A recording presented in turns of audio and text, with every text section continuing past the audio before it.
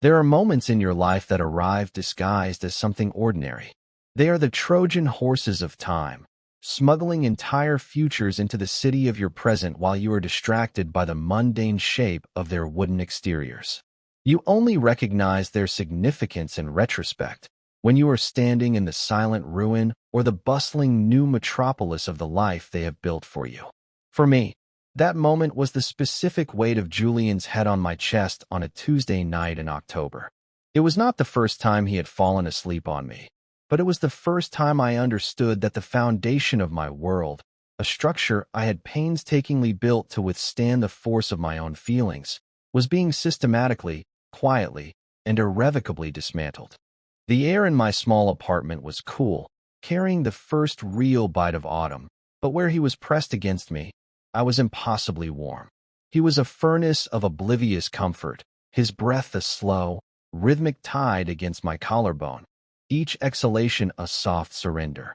And I lay there, a statue carved from equal parts terror and reverence, counting the seconds between his breaths and wondering how long a person could live in a moment that was both a perfect heaven and an exquisite torture.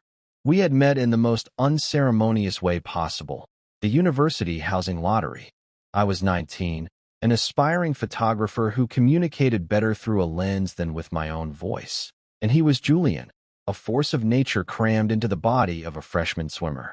He arrived on move-in day like a controlled explosion of sunshine and misplaced energy, his duffel bags emblazoned with the university logo, his voice already booming in the sterile, cinder-block corridor of our dorm. He introduced himself with a handshake that felt more like a friendly seizure, his grin so wide and genuine it seemed to physically push back the shadows in our cramped room.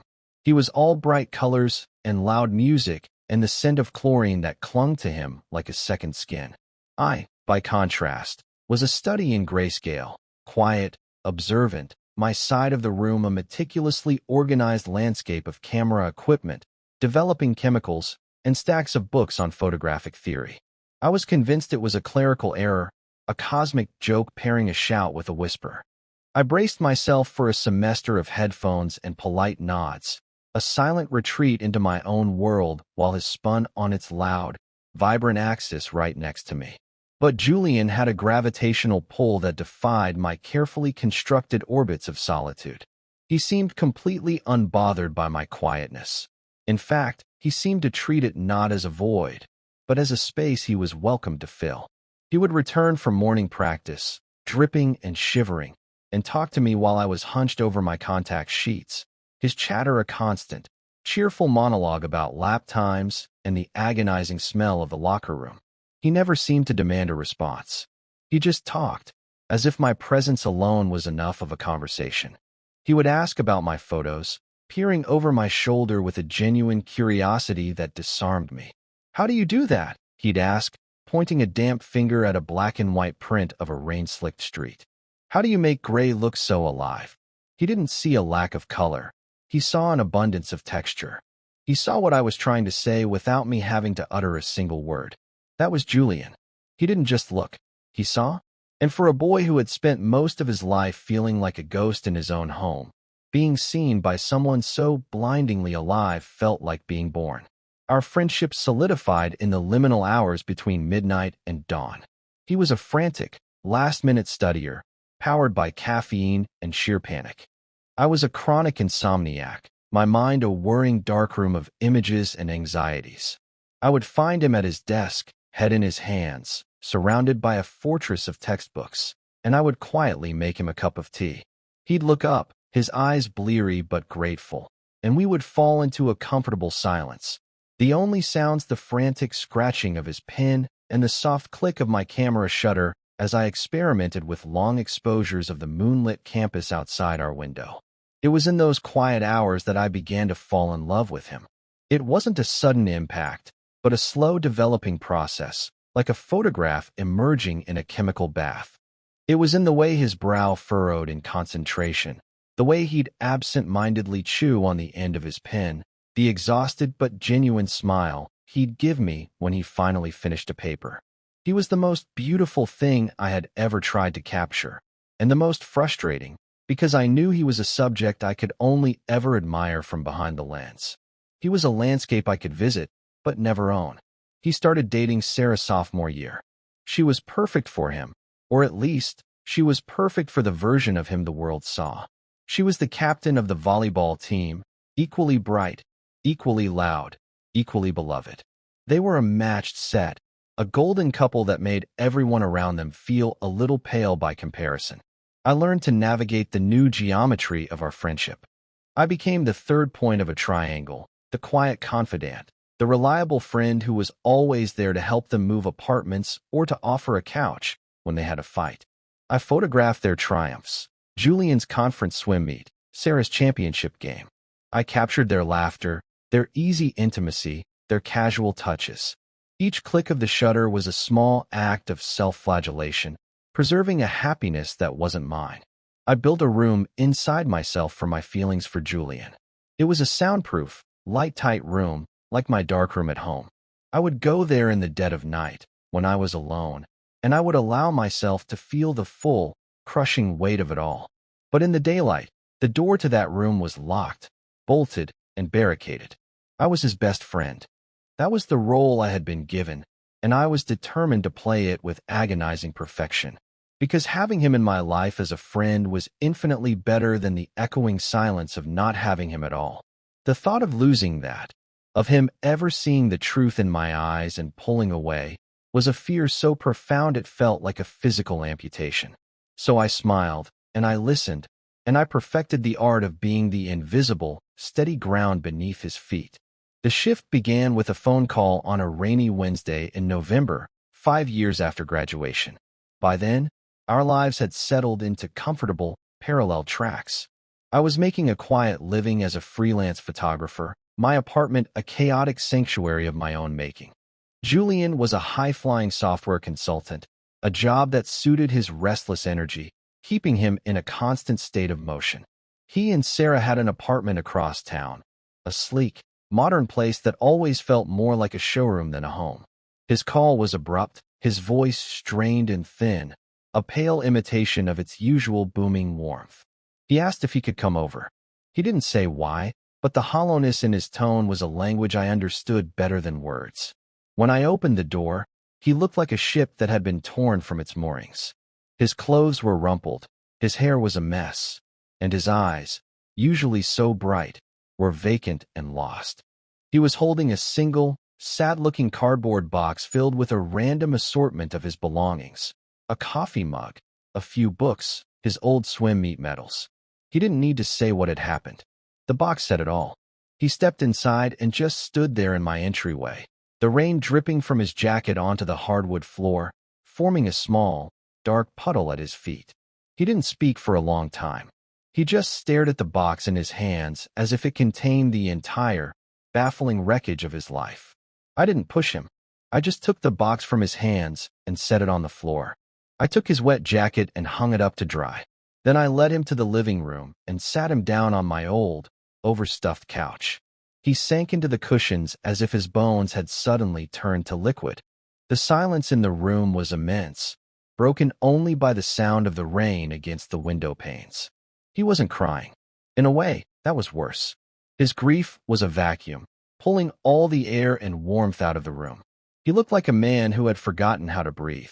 I made him tea, the same kind I used to make for him during those late-night study sessions in college, a simple, grounding ritual from a simpler time. He took the mug in both hands, letting the steam warm his face, but he didn't drink.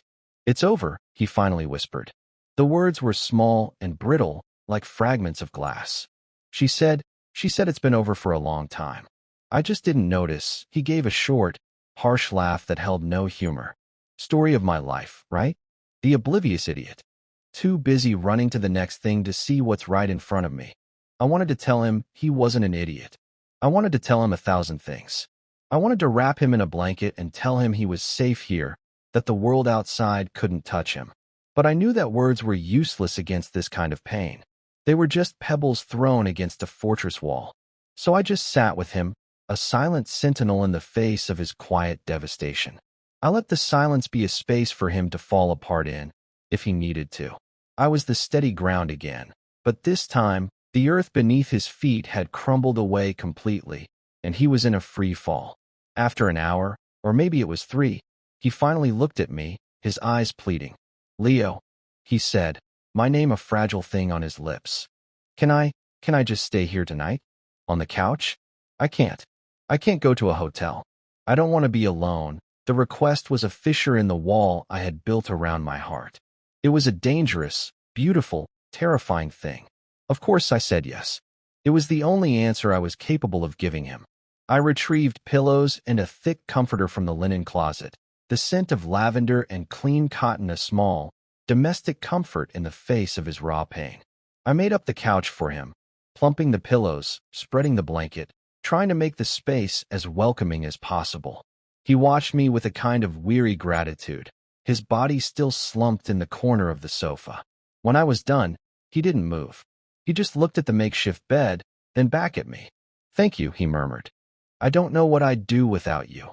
And in that moment, I knew I would have done anything for him. I would have set my own heart on fire if I thought the light from it could guide him out of the dark. I retreated to my bedroom, leaving the door slightly ajar, listening to the quiet sounds of him settling in, the rustle of the comforter, the soft sigh he let out as he finally lay down. I lay in my own bed, staring at the ceiling, my heart a frantic, wild bird beating against the cage of my ribs. He was just a few feet away, broken and hurting, and he had come to me. It was a profound and terrible gift.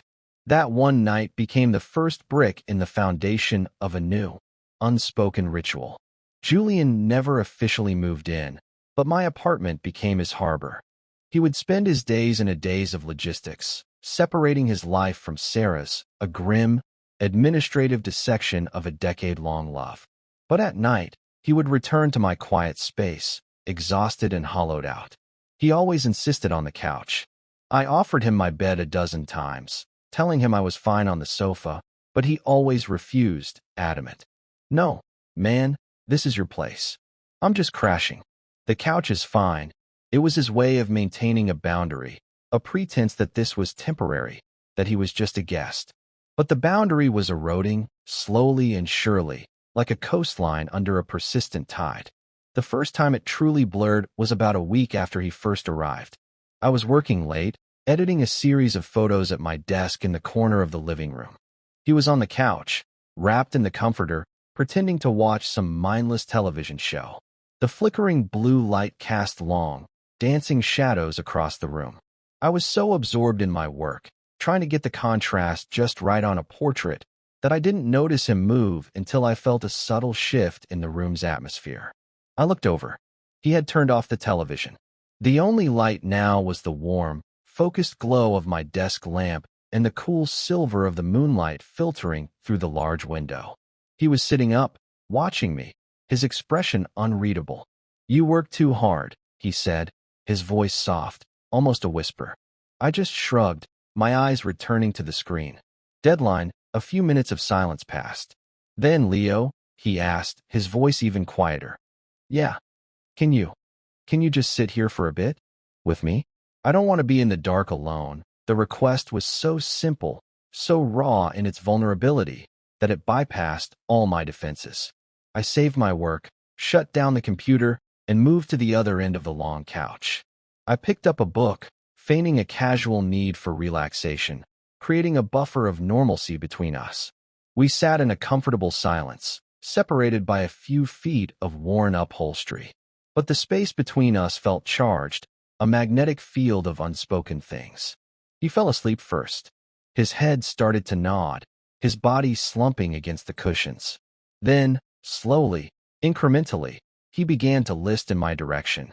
It was an unconscious, gravitational pull toward the only other source of warmth in the room. I held my breath, my entire body rigid. I could feel the heat radiating from him as he got closer.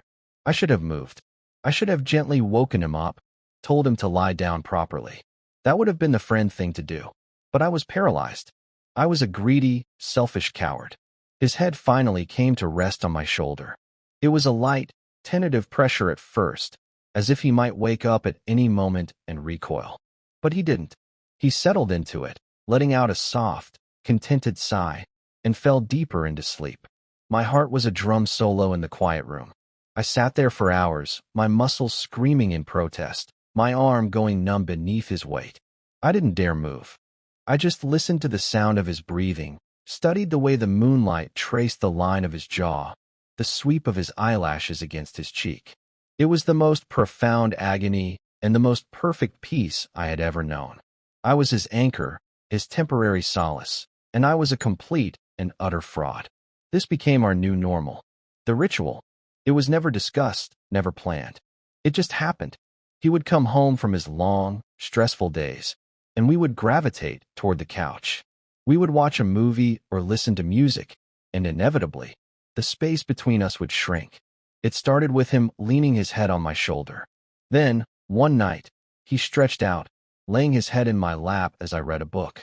I remember the shock of it, the sudden, intense weight of him. I froze, my hand hovering over the page. He just adjusted himself, getting comfortable, and closed his eyes, as if it were the most natural thing in the world. My hand remained frozen in midair for a full minute before I slowly, cautiously, lowered it back to my book. I couldn't focus on the words.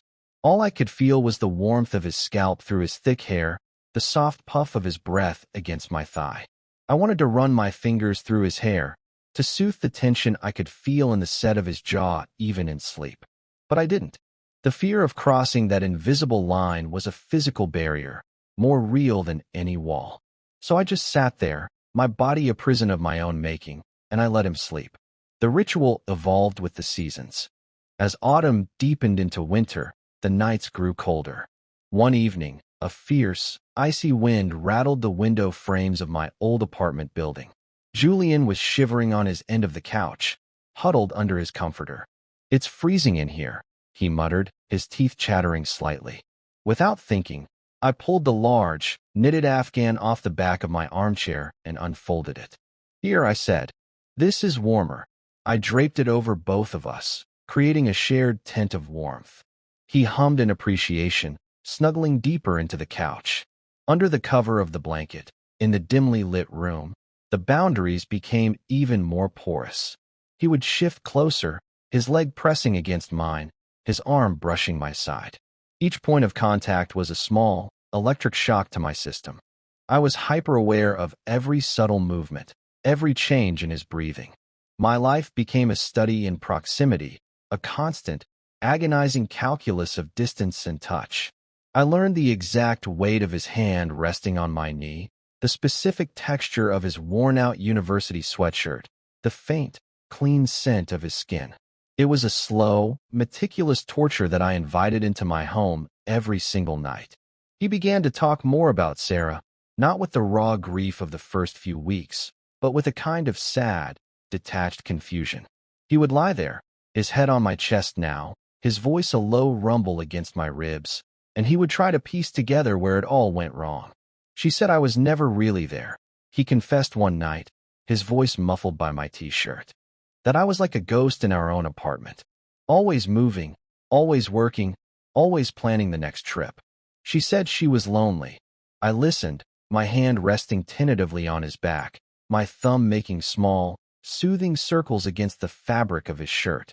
It was a gesture I hoped could be interpreted as purely platonic, a simple act of comfort between friends. But for me, it was a stolen intimacy, a desperate, silent confession. "I think she was right," he continued. "I was lonely, too. I just didn't know how to stop. I didn't know how to just be still." He shifted, pressing his face more firmly against my chest. "It's quiet here," he whispered. "With you." My brain finally shuts up, and I realized, with a pang of both hope and despair, that I wasn't just a physical comfort to him. I was a silence he craved. I was the stillness he couldn't find in himself. The deception, or what felt like deception, began to eat at me. I was living a lie of omission. He was baring his soul to me, trusting me with his broken pieces, and I was hiding the most fundamental truth about myself from him. He saw me as his safe harbor, his steady, uncomplicated friend. He had no idea that for me, these nights were a minefield of longing and restraint. I would lie awake long after he had fallen asleep, his body a warm, solid weight against mine, and I would be consumed by guilt. What if he knew? What if he could feel the frantic, pathetic beating of my heart right under his ear? Would he be disgusted? Would he feel betrayed? Would he get up and walk out of my apartment and my life forever? The fear was a cold, physical thing in my gut. I started to feel like a photographer using a trick lens, showing him a carefully curated, distorted version of reality. I was capturing his trust under false pretenses. Each night we spent like that, I felt myself falling deeper, the ground crumbling beneath me, and I just knew, that eventually I would hit the bottom, and the impact would shatter everything. But I couldn't stop it. I was addicted to the pain of it, to the fleeting, borrowed intimacy. I told myself it was for him. He needed this.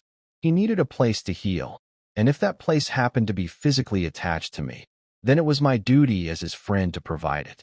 It was a noble, selfless lie I told myself to justify my own selfish needs. I needed him too. I needed his presence in my quiet apartment, his warmth in the cold nights, the simple, profound fact of his existence next to mine. Our ritual was a fragile, unspoken ecosystem that we had built together out of his grief and my silence. It was a dangerous, unstable place, but it was the only place I felt truly alive. So I continued to play my part, the quiet, steadfast friend, the human pillow, the silent confessor. And every night, I would pray to a God I didn't believe in that he would never wake up and see the truth in my eyes. Because the one thing I couldn't bear was the thought of him looking at me with pity, or worse, with fear. The thought of my love becoming a burden to him was more painful than the love itself. The crossing happened on a Thursday. There was nothing remarkable about the day itself. It was gray and cold, the sky a uniform sheet of metallic white. Julian had had a particularly brutal day at work, dealing with a difficult client and the looming threat of a project deadline. He arrived at my apartment looking frayed at the edges, the exhaustion carved into the lines around his eyes. He didn't even bother with the pretense of dinner or television. He just dropped his bag by the door, kicked off his shoes, and collapsed onto the couch, pulling the Afghan over himself. I was sitting at the other end, reading, and I watched him as he tried to unwind. He stared at the ceiling for a long time, his jaw tight. I could feel the tension radiating from him, a frantic, buzzing energy that filled the quiet room. I put my book down. "Bad day?" I asked softly. He just nodded, not looking at me. He closed his eyes and let out a long, shuddering breath. "The worst," he said. After a few minutes of silence, he shifted, rolling onto his side to face me. He didn't move closer, but his eyes were open now, and he was looking at me with an intensity that made my breath catch in my throat. The look on his face was different. It wasn't the vacant stare of grief or the weary gaze of exhaustion. It was something else, something more focused and searching. It felt as if, for the first time in all these months, he wasn't just looking at a source of comfort. He was looking at me. Leo. The air between us grew thick and heavy, charged with the weight of 1,000 unspoken conversations, 1,000 nights of careful, calculated proximity. I felt stripped bare under his gaze, as if he could suddenly see all the way into that locked, hidden room inside my heart. My own heart began to pound a frantic, panicked rhythm against my ribs. I wanted to look away, to break the connection, to retreat to the safety of our established roles. But I couldn't. I was pinned by his eyes. "Leo," he whispered. His voice was rough, uncertain. It was the sound of a man standing on the edge of a cliff, staring down into the abyss. "Yeah." I managed to breathe out, my own voice barely audible. He didn't say anything for a long moment. He just kept looking at me, his brow furrowed slightly, as if he were trying to solve a complex equation. The silence stretched on, thin and taut, ready to snap. I could hear the hum of the refrigerator, the distant wail of a siren in the city streets, the frantic thumping of my own blood in my ears. I was sure he could hear it too. I was sure it was giving everything away. He swallowed, a small, audible sound in the quiet room. "Can I ask you something weird?" he asked, his voice cracking on the last word. I just nodded, incapable of speech. My mind was racing, preparing for the worst. Was he going to ask if I was in love with him? Was he going to tell me he knew, that he was sorry, But he couldn't do this anymore. He pushed himself up onto his elbow, closing the small gap between us. He was so close now I could see the flecks of gold in his brown eyes, could feel the warmth of his breath on my face. He smelled of coffee and the cold night air. His gaze dropped from my eyes to my lips and then back up again. The question was there, in his eyes, before he ever spoke the words. He was terrified. I could see it. And in that moment, seeing his fear, my own fear receded, replaced by a strange, breathtaking calm. He was just as lost as I was. We were two people standing on the same ledge. "Would it be okay?" he whispered, his voice so quiet it was almost swept away by the silence. "Would it be okay if I kissed you?" The question hung in the air between us, a fragile, shimmering thing. It was an offering. It was a plea. It was permission and a request all at once. It was the most honest thing he had ever said to me. And in that moment, the years of carefully constructed walls, the locked doors and the soundproof rooms, they all just turned to dust. There was no more hiding. There was only this moment, this question, and the terrifying, beautiful truth of it. I didn't answer with words. I couldn't. I just gave a small, almost imperceptible nod. It was enough. He leaned in, his movements slow, tentative, giving me every possible chance to pull away. But I didn't move. I met him halfway. The first touch of his lips against mine was impossibly soft. It wasn't a kiss of passion or demand. It was a question. It was a confession. It was the hesitant touch of two people who had been speaking in a foreign language for years and had suddenly, miraculously, found a word they both understood. It was chaste, and it was brief, but it contained everything. All the late nights, all the quiet comforts, all the unspoken longing, all the fear. It was all there, in that one, gentle press of his lips. When he pulled back, his eyes were still closed, as if he were savoring the moment, or perhaps dreading the aftermath. He rested his forehead against mine, and we just breathed together in the quiet dark, our breath mingling in the small space between us. "Okay," he whispered, more to himself than to me. Okay, it wasn't an answer. It was an acceptance. And in the silent, fragile aftermath of that one small kiss, I felt the world settle into a new and terrifying alignment. The next morning, I woke up alone. The sun was streaming through the window, illuminating the dust motes dancing in the air, but the apartment was silent and still. The couch was empty. The Afghan was neatly folded over the back of it. The pillows were plumped and arranged just so. It was as if he had never been there at all. For a wild, panicked moment, I thought I might have dreamed it. The kiss, the question, the look in his eyes, it all felt too fragile, too impossible to have been real. But then I saw his coffee mug, washed and dried, sitting by the sink. And on the kitchen counter, a hastily scrawled note on a napkin. Had to run. Early meeting. Talk later. Jay, talk later. The two most promising and most terrifying words in the English language. I spent the day in a state of suspended animation. I couldn't work. I couldn't eat. I couldn't think.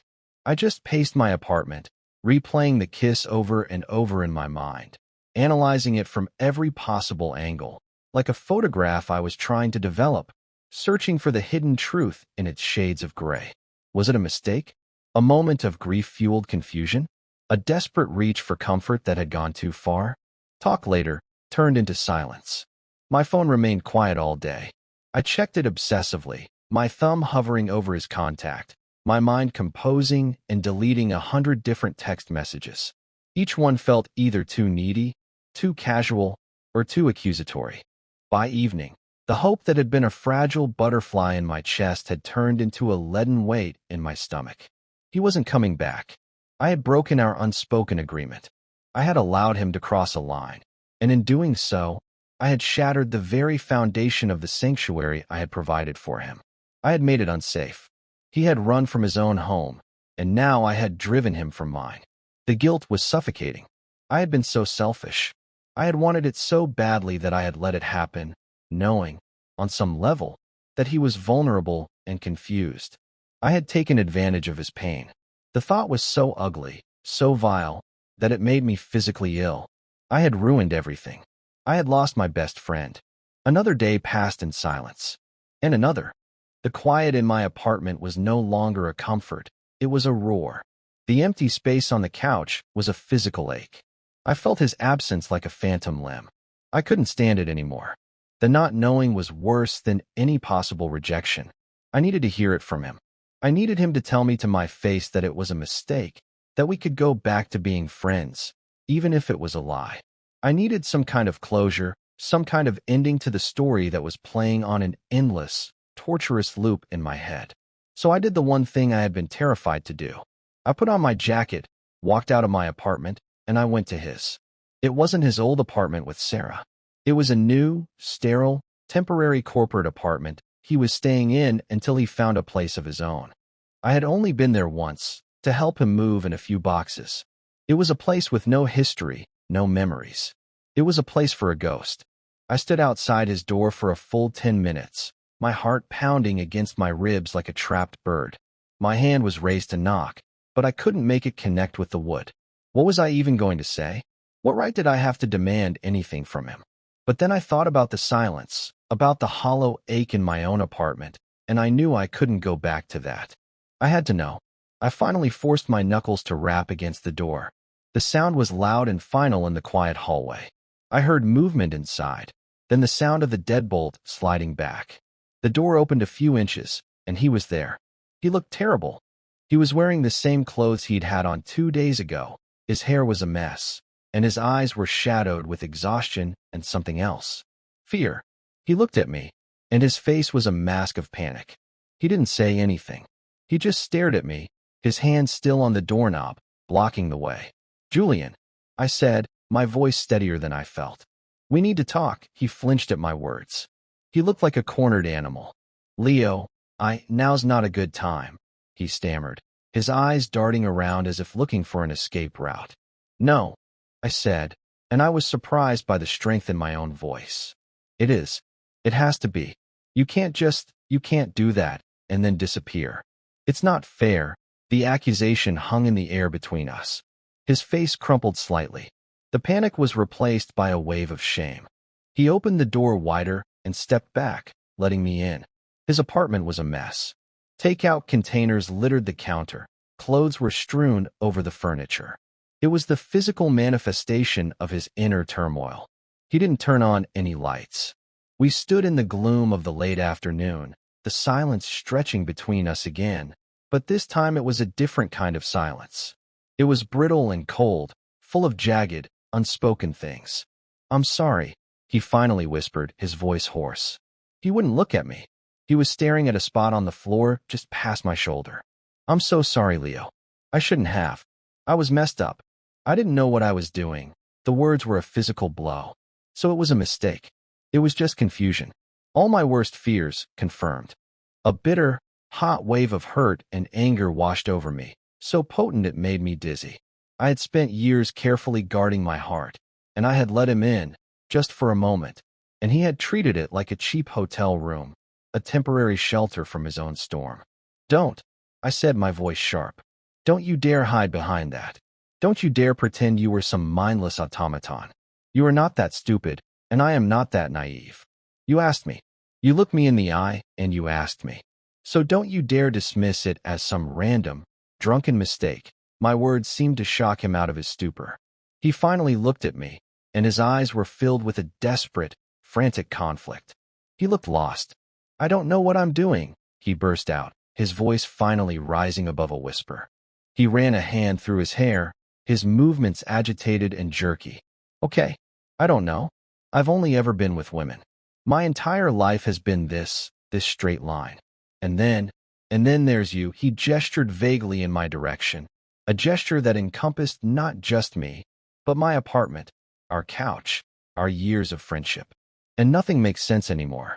All I know is that for the past few months, the only time I've felt anything other than numb or terrified is when I'm with you. The only time my brain goes quiet is when I can hear you breathing next to me.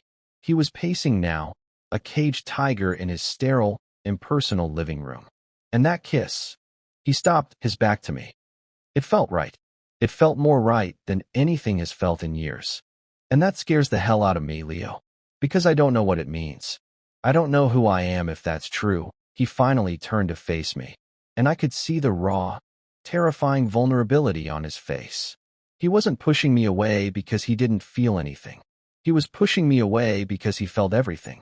He was a man whose entire map of the world had just been proven wrong, and he was utterly, completely lost. My anger dissolved, replaced by a wave of profound, aching empathy. He wasn't a coward.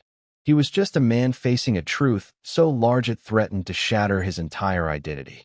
He had run, not from me, but from himself. I closed the distance between us, my movements slow and deliberate. I stopped a few feet in front of him. So you were just going to throw it all away? I asked, my voice soft now. Us? Our friendship? Everything. Because you were scared? He looked at the floor, ashamed. I didn't want to mess you up, he mumbled.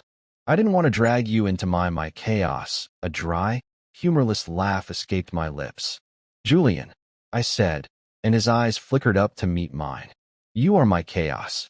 You have been for almost 10 years. Did you really think a little identity crisis was going to scare me off?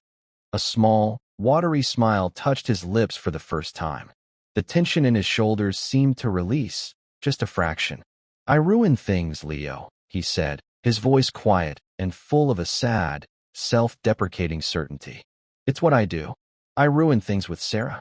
I almost ruined my career last month. I would ruin you too. I just shook my head.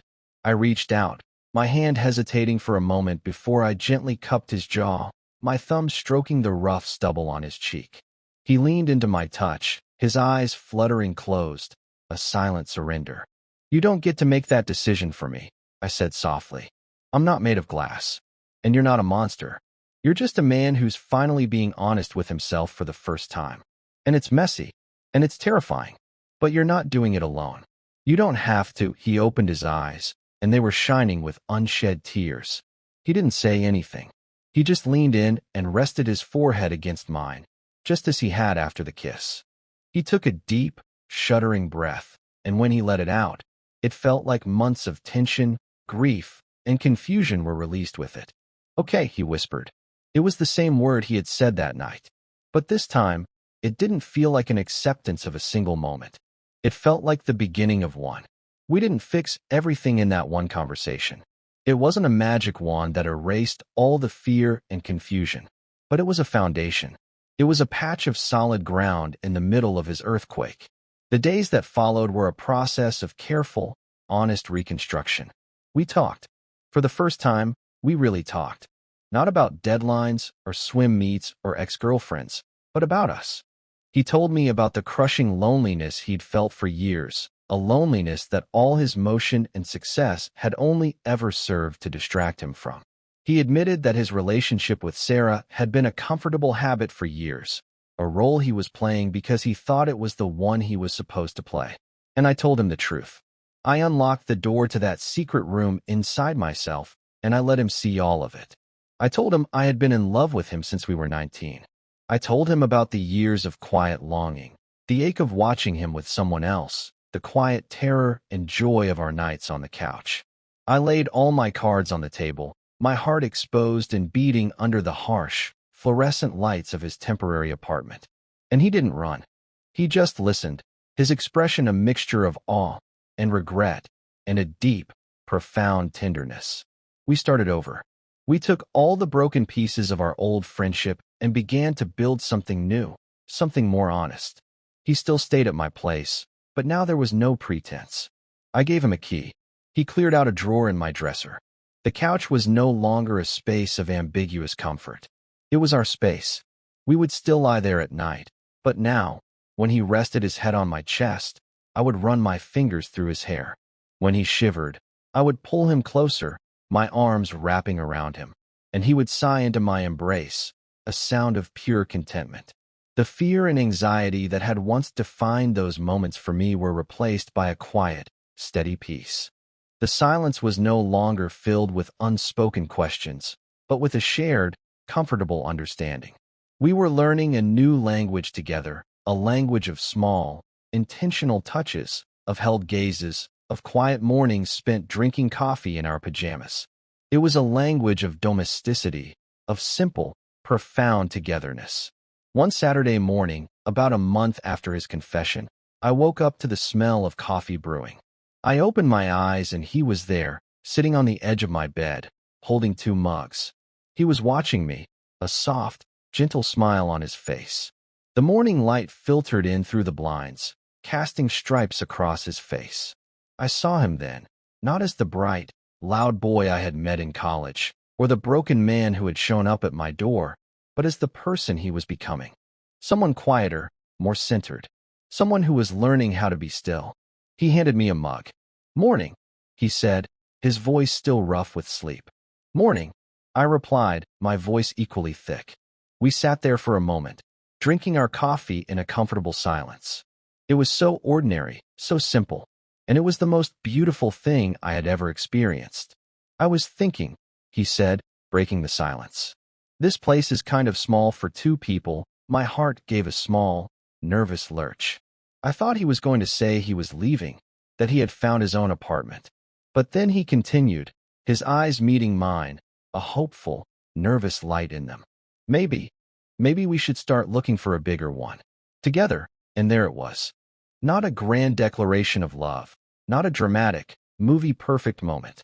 Just a simple, practical question that held the weight of 1,000 futures. A home. Not just a temporary harbor, but a home we would build together. I looked at him, at this man who had crashed into my life like a comet and had somehow become my center of gravity. I thought about the years of silence, the carefully guarded heart, the agonizing ritual of our nights on the couch. And I thought about how all of that pain, all of that waiting, had led me here, to this quiet, sun-drenched morning, with this beautiful, flawed man who was offering me a future. A future where the doors were not left ajar in hopeful, anxious invitation, but were closed, because we were both on the same side of them. A future where we could be still, together. I didn't need to say yes. He could see it in my eyes. I just smiled, a real, genuine smile that reached all the way to my soul. "Yeah," I said, my voice thick with emotion. "I think that's a really good idea." We began to heal in the beautiful, honest silence we had learned to create together.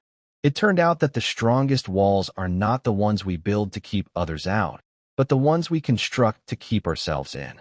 His wall was built of motion and expectation, a fortress of what he was supposed to be.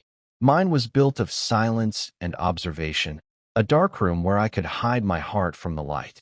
And all it took to bring them down was the quiet courage of one person turning to another in the dark and whispering the simplest, most terrifying question in the world. Would it be okay? We learned that a home isn't a place with four walls and a roof. It's a feeling. It's the profound, unshakable peace of knowing that you have a safe place to land. It's the quiet certainty that when you are falling, there is someone who will not just catch you, but who will lie down on the ground with you until you are ready to stand up again, together. Our love story wasn't a sudden fire. It was a slow dawn, a gradual illumination of a truth that had been there all along, waiting patiently in the shadows for us to be brave enough to see it.